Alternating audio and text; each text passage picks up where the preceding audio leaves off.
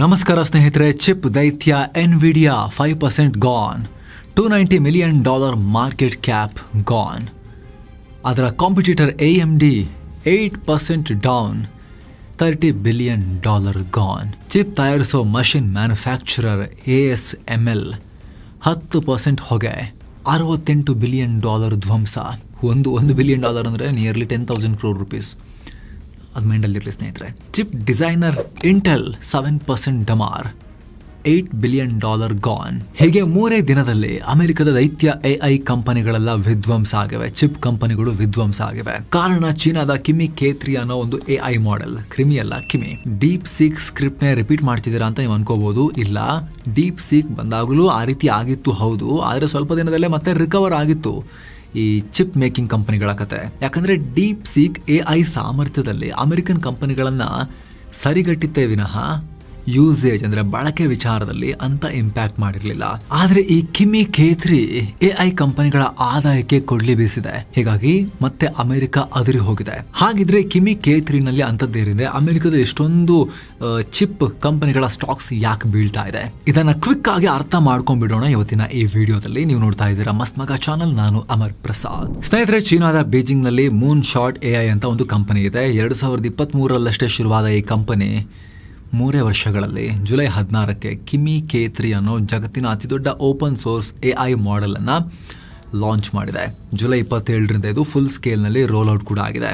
Of course ಈಗ ತಿಂಗಳಿಗೊಂದು AI model release ಆಗ್ತಿದಾವೆ. ಆದ್ರೆ ಕಿಮಿ K3 open AI ನ ಅಡ್ವಾನ್ಸ್ಡ್ ಮಾಡೆಲ್ GPT 5.6 SOL ಮತ್ತು ಆಂಥ್ರೋಪಿಕ್ ನ ಕ್ಲೌಡ್ ಫೇಬಲ್ 5 ಅಷ್ಟೇ ಪವರ್ಫುಲ್ ಆಗಿದೆ ಸ್ನೇಹಿತರೆ. ಈ ಪ್ರೀಮಿಯಂ ಮಾಡೆಲ್ಗಳು ಮಾಡೋ ಎಲ್ಲ ಕೆಲಸವನ್ನ ಇದು ಮಾಡುತ್ತೆ. ಇದರ ಬೆಲೆ ಸಿಕ್ಕಾಪಟ್ಟೆ ಚೀಪ್ ಮತ್ತು ಯೂಸರ್ಸ್ಗೆ ಫುಲ್ ಫ್ರೀಡಮ್ ಬೇರೆ ಕೊಡುತ್ತೆ. ರೇಟ್ ವಿಚಾರಕ್ಕೆ ಬಂದ್ರೆ $1 million ಟೋಕನ್ ಔಟ್ಪುಟ್ಗೆ ಓಪನ್ AI ನ GPT 5.6 ಸೋಲ್ $30 ಚಾರ್ಜ್ ಮಾಡುತ್ತೆ. ಇನ್ನು ಆಂಥ್ರೋಪಿಕ್ ನ ಕ್ಲೌಡ್ ಫೇಬಲ್ 5 $50 ಚಾರ್ಜ್ ಮಾಡುತ್ತೆ. ಇಲ್ಲಿ ಟೋಕನ್ ಅಂದ್ರೇನು? AI ನಿಮಗೆ ಕೊಡೋ ಉತ್ತರದ ಪ್ರತಿ ಚಿಕ್ಕ ಭಾಗವನ್ನ ಒಂದು ಔಟ್ಪುಟ್ ಟೋಕನ್ ರೀತಿ ನೋಡ್ತಾರೆ.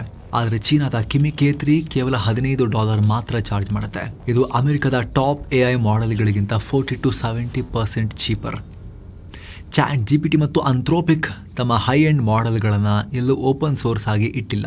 ಆದರೆ ಕಿಮಿ K3 ಓಪನ್ ವೇಟ್ ಮಾಡೆಲ್. ಅಂದ್ರೆ ಬೇರೆ ಕಂಪನಿಗಳು ಈ AI ಅನ್ನ ತಮ್ಮದೇ ಸ್ವಂತ ಸರ್ವರ್ನಲ್ಲಿ ರನ್ ಮಾಡ್ಕೋಬಹುದು, ತಮಗೆ ಬೇಕಾದ ಹಾಗೆ ಕಸ್ಟಮೈಸ್ ಮಾಡ್ಕೋಬಹುದು. ಇದೇ ಕಾರಣಕ್ಕೆ 99% ರಿಸಲ್ಟ್ ಇಷ್ಟು ಕಮ್ಮಿ ಬೆಲೆಗೆ ಸಿಗುವಾಗ ನಾವ್ಯಾಕೆ ಅಮೆರಿಕನ್ AIಗೆ ದುಬಾರಿ ಹಣವನ್ನು ಕೊಡಬೇಕು ಅನ್ನೋ ಪ್ರಶ್ನೆ ಕಾರ್ಪೊರೇಟ್ ಜಗತ್ತಲ್ಲಿ ಶುರುವಾಗಿದೆ. ವಾಲ್ ಸ್ಟ್ರೀಟ್ ಹೂಡಿಕೆದಾರರು ಬೆಚ್ಚಿ ಬೀಳೋಕೆ ಇದೇ ಮುಖ್ಯ ಕಾರಣ. ಇನ್ನು ಇದರ ಟೆಕ್ನಿಕಲ್ ಕೆಪಾಸಿಟಿ ಬಗ್ಗೆ ಹೇಳೋದಾದ್ರೆ, ಇದು 2.8 ಟ್ರಿಲಿಯನ್ ಪ್ಯಾರಾಮೀಟರ್ಸ್ ಹೊಂದಿರೋ ಅತಿ ದೊಡ್ಡ ಮಾಡೆಲ್. ಪ್ಯಾರಾಮೀಟರ್ಸ್ ಅಂದ್ರೆ ಒಂದು AI ನ ಮೆದುಳಿನ ನರಗಳಿದ್ದ ಹಾಗೆ. ಡೀಪ್ ಸೀಕ್ V4 Pro ನಲ್ಲಿ 1.6 ಟ್ರಿಲಿಯನ್ ಪ್ಯಾರಾಮೀಟರ್ಸ್ ಇದ್ವು. ಆದ್ರೆ ಮೂನ್ ಶಾಟ್ ಇಲ್ಲಿ ಮಾಡಿರೋ ಟ್ರಿಕ್ ಬೇರೆನೇ ಇದೆ. ಇದರಲ್ಲಿರೋ 2.8 ಟ್ರಿಲಿಯನ್ ಪ್ಯಾರಾಮೀಟರ್ಸ್ ಅಲ್ಲಿ ಒಂದೇ ಬಾರಿಗೆ ಕೇವಲ 104 ಬಿಲಿಯನ್ ಪ್ಯಾರಾಮೀಟರ್ಸ್ ಮಾತ್ರ ಆಕ್ಟಿವ್ ಆಗಿರುತ್ತೆ. ಇದನ್ನ ಸ್ಪಾರ್ಸ್ ಎಕ್ಸ್ಪರ್ಟ್ ಆಕ್ಟಿವೇಶನ್ ಅಂತ ಕರೀತಾರೆ. ಸಿಂಪಲ್ ಆಗಿ ಹೇಳಬೇಕು ಅಂದ್ರೆ, ಒಂದು ಆಫೀಸ್ ನಲ್ಲಿ 2800 ಜನ ಮಾಡೋ ಕೆಲಸ ಇದೆ ಅಂತ ಅನ್ಕೊಳ್ಳಿ. ಒಂದು ಆಫೀಸ್ ಇದೆ ಅಂತ ಇಟ್ಕೊಳ್ಳಿ. ಒಂದು ಪ್ರಾಜೆಕ್ಟ್ ಅಂತ ಬಂದಾಗ ಎಲ್ಲರೂ ಒಟ್ಟಿಗೆ ಕೆಲಸ ಮಾಡಲ್ಲ. ಯಾರಿಗೆ ಆ ಕೆಲಸದ ಸ್ಕಿಲ್ ಇದೆಯೋ, ಎಷ್ಟು ಜನರ ಅವಶ್ಯಕತೆ ಇದೆಯೋ, ಆ 104 ಜನ ಮಾತ್ರ ಆ ಪರ್ಟಿಕ್ಯುಲರ್ ಪ್ರಾಜೆಕ್ಟಿಗೆ ಹೋಗಿ ಕೆಲಸ ಮಾಡ್ಕೊಂಡು ಪಟ್ಟಂತ ಬರ್ತಾರಲ್ವಾ. ಇದರಿಂದ ಏನಾಗುತ್ತೆ? ಎನರ್ಜಿ ಉಳಿಯುತ್ತೆ, ಸ್ಪೀಡ್ ಹೆಚ್ಚಾಗುತ್ತೆ. ಅಮೆರಿಕದ ದುಬಾರಿ ಎನ್ವಿಡಿಯಾ ಚಿಪ್ಗಳು ಸಾವಿರಾರು ಸಂಖ್ಯೆಯಲ್ಲಿ ಬೇಕಾಗಿಲ್ಲ. ಕಮ್ಮಿ ಚಿಪ್ಗಳನ್ನ ಬಳಸಿ, ಕಮ್ಮಿ ಕರೆಂಟ್ ಬಳಸಿ ಮೊದಲಿದ್ದವ್ರಿಗಿಂತ ಹೈ ಸ್ಪೀಡ್ ರಿಸಲ್ಟ್ ಕೊಡೋ ತಾಕತ್ತು ನಾವು ಗಳಿಸಬಹುದು ಅಂತ ಕಿಮಿ K3 ತೋರಿಸ್ಬಿಟ್ಟಿದೆ. ಇದು ಈ ಹಿಂದಿನ ಡೀಪ್ ಸೀಕ್ ಗಿಂತ ದೊಡ್ಡ ಡಿಸ್ರಪ್ಷನ್. ಅದು ಹೇಗೆ? ಅದು ನೋಡೋಕ್ಕಿಂತ ಮುಂಚೆ ಸ್ನೇಹಿತರೆ, ನಿಮಗೊಂದು ಸಣ್ಣ ಮಾಹಿತಿ. ಸೈನ್ಸ್ನವರು ಕಾಶಿ, ಅಯೋಧ್ಯೆಯ ಹೊಸ ರಾಮ ಮಂದಿರ, ತ್ರಿವೇಣಿ ಸಂಗಮ ಸೇರಿ ಎಲ್ಲ ಅದ್ಭುತ ಸ್ಥಳಗಳಿಗೆ ಪ್ರವಾಸ ಕರ್ಕೊಂಡು ಹೋಗ್ತಿದ್ದಾರೆ. ಎಲ್ಲವನ್ನ ಒಳಗೊಂಡಿರೋ ಪ್ಯಾಕೇಜ್ ನಿಮಗೆ ಎಕ್ಸ್ಟ್ರಾ ಏನು ಖರ್ಚಿರೋದಿಲ್ಲ. ಆಸಕ್ತರು ಕಾಲ್ ಮಾಡಿ ಬುಕ್ ಮಾಡ್ಕೊಂಡು ಹೋಗಿ ಬರ್ಬೋದು. ಬನ್ನಿ ಕಂಟಿನ್ಯೂ ಮಾಡೋಣ. ಈಗ ಡೀಪ್ ಸೀಕ್ ನಲ್ಲಿ ಟ್ರೈನಿಂಗ್ ವೆಚ್ಚವನ್ನ ಕಮ್ಮಿ ಮಾಡೋಕೆ ಸಾಧಾರಣ MOE ಅಂದ್ರೆ ಮಿಕ್ಸ್ಚರ್ ಆಫ್ ಎಕ್ಸ್ಪರ್ಟ್ಸ್ ಆರ್ಕಿಟೆಕ್ಚರ್ ಅನ್ನ ಬಳಸಿದ್ರು. ಆದರೆ ಕಿಮಿ K3 ಅದಕ್ಕಿಂತ 10 ಹೆಜ್ಜೆ ಮುಂದಕ್ಕೆ ಹೋಗಿದೆ. ಇದು ಕೇವಲ ಟ್ರೈನಿಂಗ್ ಮಾತ್ರ ಅಲ್ಲ, AI ಬಳಕೆಯ ಅಂದರೆ ಇನ್ಫರೆನ್ಸ್ ವೆಚ್ಚವನ್ನು ಅರ್ಧಕ್ಕರ್ಧ ಕಮ್ಮಿ ಮಾಡಿದೆ. ಇದಕ್ಕಾಗಿ ಇವರು ಸ್ಟೇಬಲ್ ಲ್ಯಾಟೆಂಟ್ MOE ಮತ್ತು ಕಿಮಿ ಡೆಲ್ಟಾ ಅಟೆನ್ಷನ್ ಅನ್ನೋ ಹೊಸ ಟೆಕ್ನಾಲಜಿ ತಗೊಂಡ್ಬಂದಿದ್ದಾರೆ. ಸಾಮಾನ್ಯ AI ದೊಡ್ಡ ಡೇಟಾ ಪ್ರಾಸೆಸ್ ಮಾಡುವಾಗ ಹಳೆಯ ಮಾಹಿತಿಯನ್ನ ಪದೇ ಪದೇ ಲೆಕ್ಕ ಹಾಕಿ ಮೆಮರಿ ವೇಸ್ಟ್ ಮಾಡ್ತವೆ. ಆದರೆ ಕಿಮಿ K3 ಡೆಲ್ಟಾ ಅಟೆನ್ಷನ್ ಮೂಲಕ ಹಳೆಯ ಡೇಟಾವನ್ನು ಸ್ಮಾರ್ಟ್ ಆಗಿ ರೀಯೂಸ್ ಮಾಡುತ್ತೆ. ಇದರಿಂದಾಗಿ ಒಂದೇ ಬಾರಿಗೆ 10 ಲಕ್ಷ ಟೋಕನ್ ಕಾಂಟೆಕ್ಸ್ಟ್ ಪ್ರಾಸೆಸ್ ಮಾಡೋ ಶಕ್ತಿ ಕಿಮಿ K3ಗೆ ಬಂದಿದೆ. ಅಂದ್ರೆ ಒಂದು ಇಡೀ ದಪ್ಪ ಪುಸ್ತಕ ಸಾವಿರಾರು ಸಾಲುಗಳ ಸಾಫ್ಟ್ವೇರ್ ಕೋಡಿಂಗ್ ಅಥವಾ ಗಂಟೆಗಟ್ಟಲೆ ವಿಡಿಯೋವನ್ನ 1 ಸೆಕೆಂಡ್ ಅಲ್ಲ ಮಿಲಿ ಸೆಕೆಂಡ್ ಅಲ್ಲಿ ಪ್ರೋಸೆಸ್ ಮಾಡುತ್ತೆ. ಕೇವಲ ಟೆಕ್ಸ್ಟ್ ಅಷ್ಟೇ ಅಲ್ಲ, ಇದು ಇಮೇಜ್ ವಿಜುವಲ್ಸ್ ಅನ್ನ ಕೂಡ ಪ್ರೋಸೆಸ್ ಮಾಡೋ ಕಂಪ್ಲೀಟ್ ಮಲ್ಟಿ ಮಾಡೆಲ್ AI. ಸಂಕೀರ್ಣವಾದ ಕೋಡಿಂಗ್ ಮಾಡೋದು, ರಿಸರ್ಚ್ ಮಾಡೋದು ಮತ್ತು ಸ್ವಯಂ ಚಾಲಿತ AI ಏಜೆಂಟ್ ಆಗಿ ಕೆಲಸ ಮಾಡೋ ವಿಚಾರಗಳಲ್ಲಿ ಇದು ಸಿಲಿಕಾನ್ ವ್ಯಾಲಿಯ ಟಾಪ್ AIಗಳಿಗೆ ನೇರವಾಗಿ ಕಾಂಪಿಟೇಷನ್ ಕೊಡ್ತಾ ಇದೆ. ಹೀಗಾಗಿ ಜಗತ್ತಿನ ಟೆಕ್ ಕಂಪನಿಗಳೆಲ್ಲ ಗಾಬರಿಯಾಗಿವೆ. ಇದರ ಜೊತೆಗೆ ಚೈನಾ ಚಿಪ್ ಕಂಪನಿಗಳಿಗೂ ದೊಡ್ಡ ಶಾಕ್ ಕೊಟ್ಟಿದೆ. ಚಿಪ್ಗಳನ್ನು ತಯಾರಿಸೋಕೆ ಬೇಕಾದ ಡೀಪ್ ಅಲ್ಟ್ರಾ ವೈಲೆಟ್ ಲಿಥೋಗ್ರಫಿ ಮಷಿನ್ಗಳನ್ನ ಚೈನಾ ಸ್ವಂತವಾಗಿ ಮಾಸ್ ಪ್ರೊಡಕ್ಷನ್ ಮಾಡೋಕೆ ಶುರು ಮಾಡಿಬಿಟ್ಟಿದೆ. ಈ ವರ್ಷದ ಅಂತ್ಯದ ವೇಳೆಗೆ 5 ಮಷಿನ್ ಮಾಡಬೇಕು ಅನ್ನೋ ಟಾರ್ಗೆಟ್ ಹಾಕೊಂಡಿದೆ. ಹಾಗೆ 2027 ಒಳಗಡೆ ಕನಿಷ್ಠ 20 ಈ ಲಿಥೋಗ್ರಾಫಿಕ್ ಮಷಿನ್ ಮಾಡ್ಕೋಬೇಕು ಅನ್ನೋ ಗುರಿಯನ್ನ ಇಟ್ಕೊಂಡಿದ್ದಾರೆ. ಜಗತ್ತಲ್ಲಿ ಡೀಪ್ ಲಿಥೋಗ್ರಾಫಿಕ್ ಮಷಿನ್ ಇಷ್ಟು ದಿನ ಮಾಡ್ತಾ ಇದ್ದಿದ್ದು ನೆದರ್ಲ್ಯಾಂಡ್ ಮೂಲದ ASML ಮಾತ್ರ. ಆದರೆ ಈ ಮೊನೋಪಲಿಯನ್ನ ಚೈನಾ ಬ್ರೇಕ್ ಮಾಡಿದೆ. ಇದೇ ಕಾರಣಕ್ಕೆ ನಿನ್ನೆ ಮೊನ್ನೆವರೆಗೂ ಆಕಾಶದಲ್ಲಿ ಹಾರ್ತಾ ಇದ್ದ ಅಮೆರಿಕನ್ ಮತ್ತು ಕೊರಿಯನ್ ಟೆಕ್ ದೈತ್ಯರ ಷೇರುಗಳು ದಿಢೀರಂತ ಬಿದ್ದಿವೆ. ಅಮೆರಿಕ ಮಾರ್ಕೆಟ್ ಅಂತೂ ಕಳೆದ ಒಂದು ವಾರದಲ್ಲಿ ಸುಮಾರು $1.6 ಟ್ರಿಲಿಯನ್ ಕಳ್ಕೊಂಡಿದೆ. ಟೆಕ್ ಮಾರ್ಕೆಟ್ನ ಈ ಪತನದಿಂದ ಜಗತ್ತಿನ ವ್ಯಾಲ್ಯೂಯಬಲ್ ಕಂಪನಿಯಲ್ಲಿ ಮತ್ತೆ ಆಪಲ್ ವಾಪಸ್ ಬಂತು. ಆಪಲ್ ಎನ್ವಿಡಿಯಾವನ್ನ ಹಿಂದಕ್ಕಾಕಿ ಮತ್ತೆ ಮೇಲ್ ಬಂತು. ಜಗತ್ತಿನ ಮೋಸ್ಟ್ ವ್ಯಾಲ್ಯೂಯಬಲ್ ಕಂಪನಿ ಆಯಿತು. ಆಪಲ್ನ ಮಾರ್ಕೆಟ್ ಕ್ಯಾಪ್ ಈಗ $4.95 ಟ್ರಿಲಿಯನ್ ತಲುಪಿದೆ. ಆದರೆ ಎನ್ವಿಡಿಯಾ ಮಾರ್ಕೆಟ್ ಕ್ಯಾಪ್ $4.77 ಟ್ರಿಲಿಯನ್ ನಲ್ಲಿದೆ. ಅಥವಾ ಸೌತ್ ಕೊರಿಯಾ ಸ್ಥಿತಿ ನೋಡಿದ್ರೆ ಅಲ್ಲಿನ ಅತಿ ದೊಡ್ಡ ಸ್ಟಾಕ್ ಇಂಡೆಕ್ಸ್ ಆಗಿರೋ ಕಾಸ್ಪಿ 10.8% ಪತನ ಆಗಿದೆ. ಯಾಕಂದರೆ ಅಲ್ಲಿನ ದೈತ್ಯ ಕಂಪನಿಗಳು ಎರಡು SK ಹೈನಿಕ್ಸ್ 14-15% ಕುಸಿದ್ರೆ ಸ್ಯಾಮ್ಸಂಗ್ ಷೇರು 13.5% ಬಿತ್ತು. ಇದೆಲ್ಲದಕ್ಕೂ ಕಿಮಿ K3 ಒಂದೇ ಕಾರಣ ಅಲ್ಲ, ಚೈನಾ ಲಿಥೋಗ್ರಫಿ ಮಷಿನ್ಗಳನ್ನು ಮಾಡ್ಕೊಂಡಿರೋದಷ್ಟೇ ಕಾರಣ ಅಲ್ಲ. ಇದರ ಹಿಂದೆ AI ಮತ್ತು ಚಿಪ್ ಕಂಪನಿಗಳ ನಡುವೆ ನಡೀತಾ ಇರೋ ದೊಡ್ಡ ಗೇಮ್ ಇದೆ. ಅದೇ ಸರ್ಕ್ಯುಲರ್ ಫಿನಾನ್ಸಿಂಗ್, ಸರ್ಕ್ಯುಲರ್ ಎಕಾನಮಿ. ಏನು ಹಂಗಂದ್ರೆ ಸರ್ಕ್ಯುಲರ್ ಫಂಡಿಂಗ್ ಅಂತಲೂ ಕರೀತಾರೆ.